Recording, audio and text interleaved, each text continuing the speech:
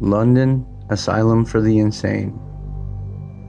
Built on 300 acres of land, this Gothic revival style facility was opened in 1870, and with 500 beds, was the second largest asylum in the province. The first superintendent, Dr. Henry Landor, advocated for moral therapy, rather than using the barbaric treatment methods prior to the 1800s. Moral care sought to bring social conformity to the inmates through work and leisure schedules.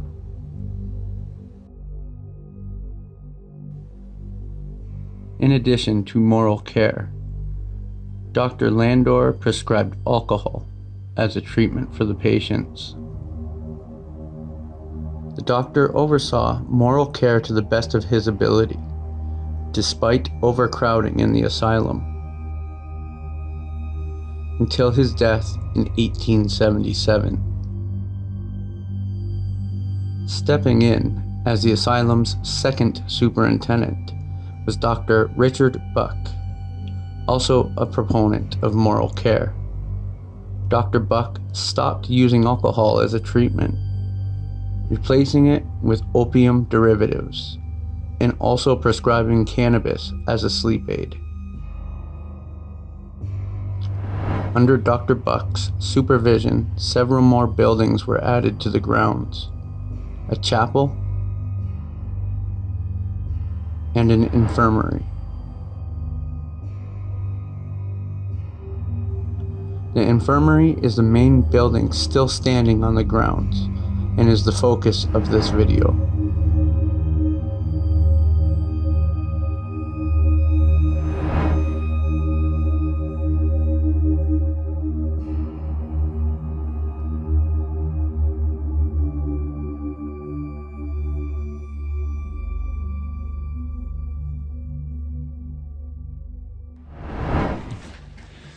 Look at how decayed this place is. It's definitely creepy in here.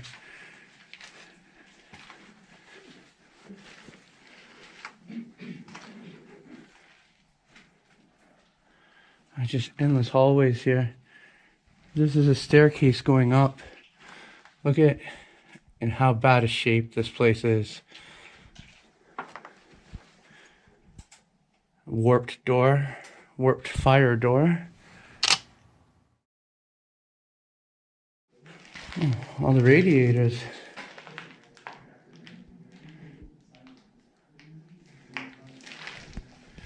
Oh, check out these bathtubs. Some old clawfoot bathtubs. That is freaking cool.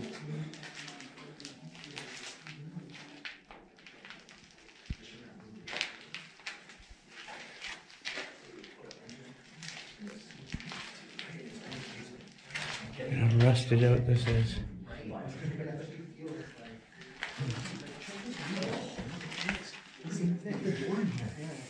Oh, this one's much bigger. These feel like prisoner rooms. Yeah, it looks like cells, yeah. Hey, we got Terry over here. What's going on? Let's link this down, bro. Go show Terry some love, guys. He made this happen as well today, so go show him some love down here. Link below. Look at that archway.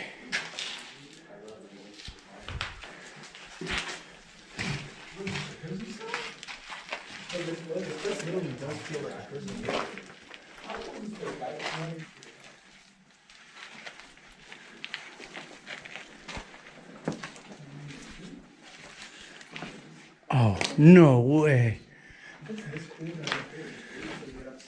Look at these lamps. Oh. And look at the dentures on the table. No way. Yeah, we've got What? molds, teeth molds and dentures. Oh my god.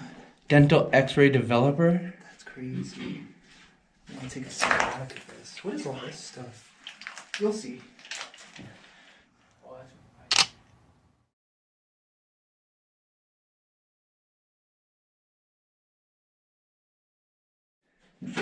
You'll see.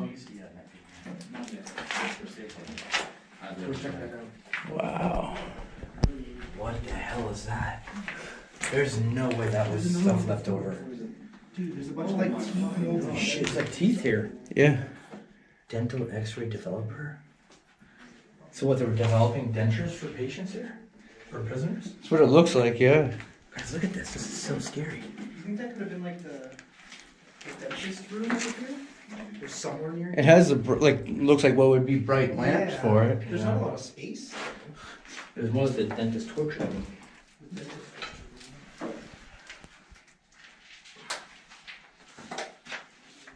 Some light. All the cotton, probably the cotton they were shoving in their mouth. Yeah. It looks like they have some of it still rolled up on top of the wood box there.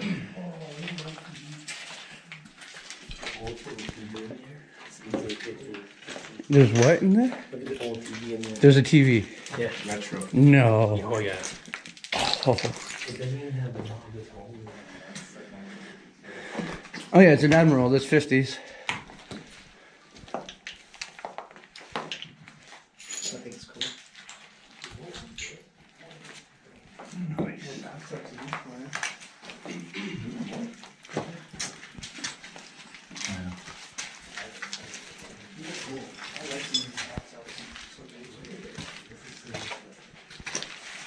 Three or four. I couldn't tell from the outside. I think 3. Three for sure. Maybe. It's probably very, very similar to Century Manor.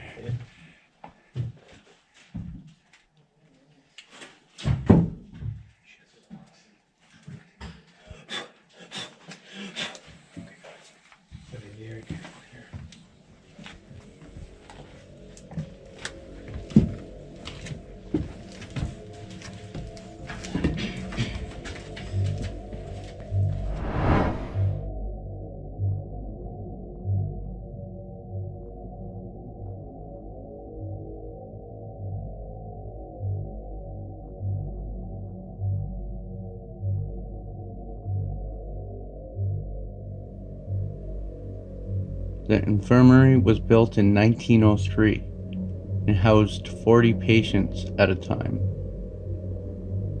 Dr. Buck wanted to ensure the asylum had a state-of-the-art medical building, providing dental and optometry services along with advanced cures.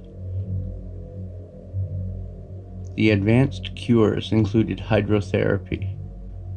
Using different temperatures of water, doctors used several methods to apply the treatments. Continuous baths. A patient would be put into a bath inside of a quiet room with very little light and audio stimulation. Sprays. A patient would be put into a shower. Packs. Sheets dipped in water would be wrapped around the patient. These treatments could last for several hours, overnight, or even several days. Dr. Buck was seen as an experimental doctor, and I cringe every time I think of his more fringe treatments. Dr. Buck believed in a theory called the evils of self-abuse. This theory stated that there was a direct relationship between masturbation and insanity. He believed that insanity in male patients could be cured through a surgery called wiring. When a male patient engaged in the quote-unquote moral sin of masturbation, they would be brought in for a surgery where a silver wire ring was inserted in the foreskin, making it impossible to masturbate without severe pain or injury. In some female patients, Dr. Buck believed that problems in their reproductive organs caused their insanity. His solution? Countless hysterectomies. In fact, so many of them that the provincial government had to step in and tell him not to do any more of the procedures on the female patients.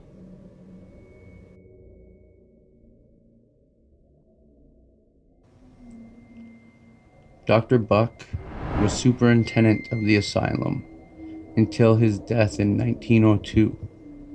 He also published a book titled Cosmic Consciousness a year before his death in 1901. A short summary of the book states, "This is an attempted scientific study of illuminated individuals. Buck provides 36 very consistent examples of cosmic consciousness. Some of these are usual suspects, and others are contemporary case histories, which Buck collected. Buck proposed that these enlightened figures are evolutionary jumps, the predecessor of a more advanced species."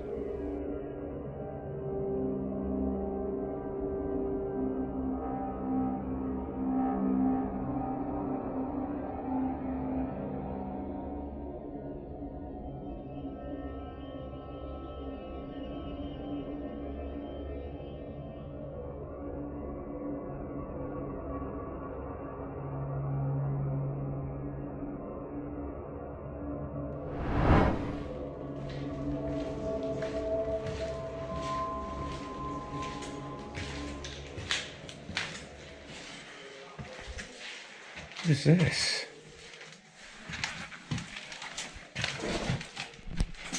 Oh, there's an old elevator. There's an old elevator. I just found the shaft for it. Looks like it was a service elevator. Maybe, maybe not. I really didn't come this way. Yeah, this is more patient rooms.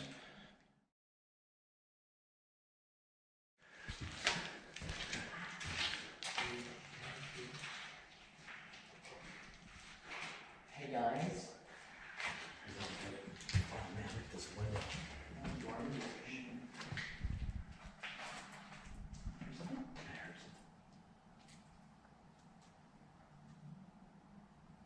It's like something banged on the wall or something over here.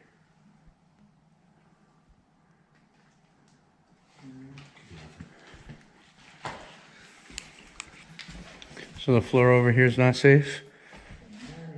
Yeah, past here is probably questionable. I'll give it a It's on the try. 4th floor, by the way. Oh, nice. Yeah, we're gonna go up this. Look at that windowsill, that's gorgeous.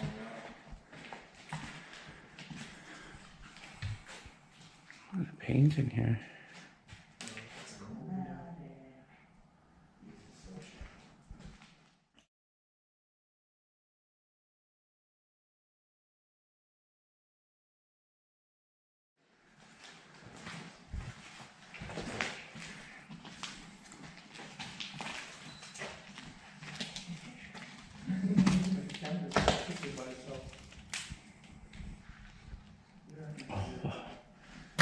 Look at that, I'm gonna take a picture of that so you guys are able to see it better.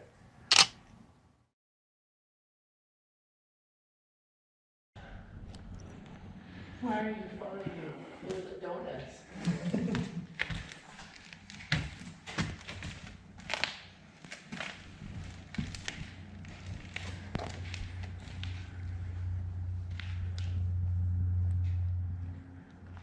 Okay, this is a pretty gutted room. There's not much in here.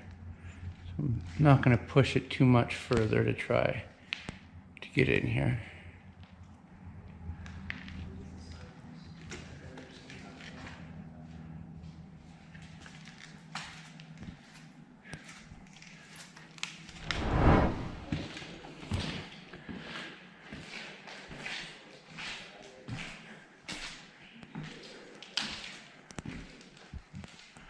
More of these gorgeous archways in the hall.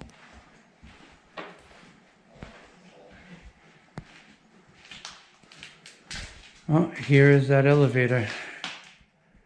It was not a service elevator.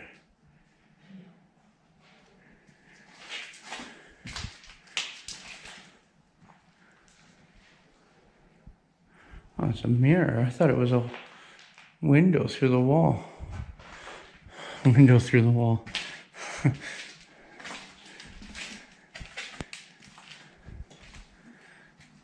where that washroom is. Look at this window down here.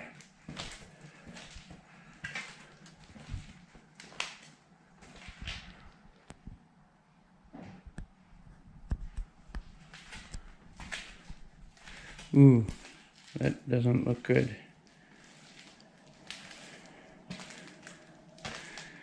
Yeah, no, there's a hole in the floor here covered by a few boards. These rooms are all missing their floors. I'm not going any closer. That is so nice. That's a sick shot right there. Where Terry's saying. Yeah, this window. I'll get out of your way. Yeah, wow. Definitely a photo.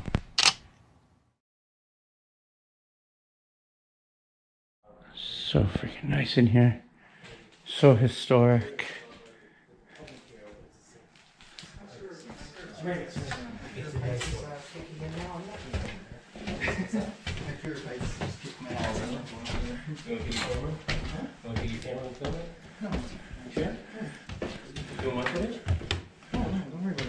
There's a reason to have a fear of heights up here? Huh? Yeah, Terry, come Yeah. Ooh, I'll do that. It is a weird machine in there. Yeah. Yeah, this floor is not. But why? Has anybody walked across this yet? Yeah, me Yeah. Okay.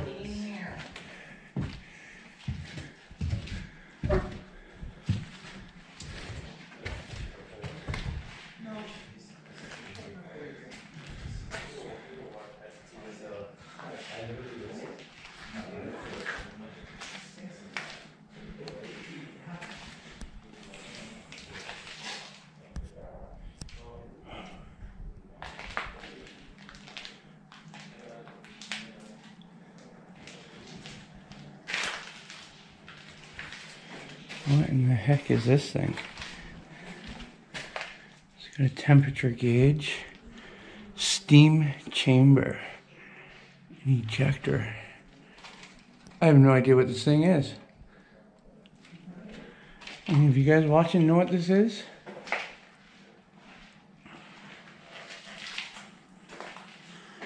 Spin, no.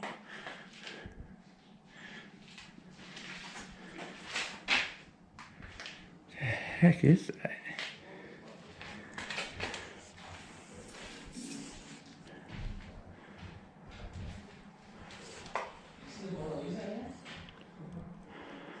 Okay, so steam press, the Ohio Chemical and Manufacturing Co. Wow. Ceiling coming down there.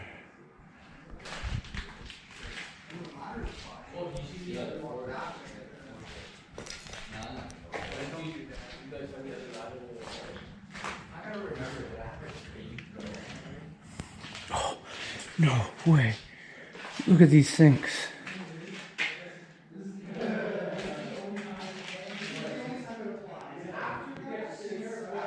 I've never seen handles on sinks that look like that before. With the feet on them. That is so freaking cool. Oh, there's the Mona Lisa in here.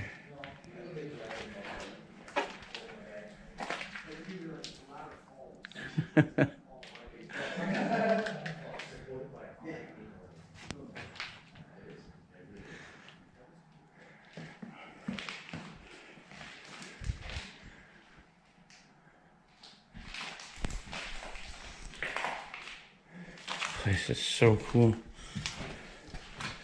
I'm like looking down this staircase.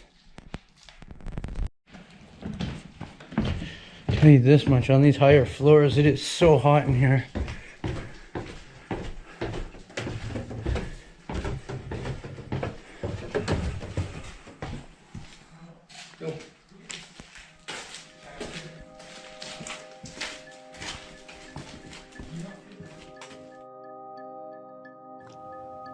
methods that both Dr. Landor and Dr. Buck used as treatments seem archaic and in some cases brutal. They came at a time of psychiatric care being in its infancy. First steps in a long line towards modern care that we have today. In the decades after Dr. Buck, many superintendents came and went. During a time frame in history that saw both World War I and World War II, cases of what was then called shell shock, and many other inflictions and horrors.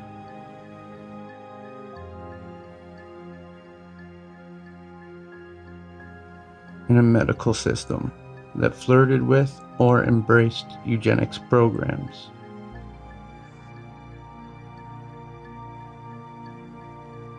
Used lobotomies and electroshock therapy in crude forms, and even had a phase of dabbling in the use of psychedelic drugs and mind control. Walking the halls of this building left me wondering about the horrors, the agony, the joy, every range of the human experience that was seen in them. The building is a living testament to all of those who suffered and endured as our healthcare slowly matured and evolved.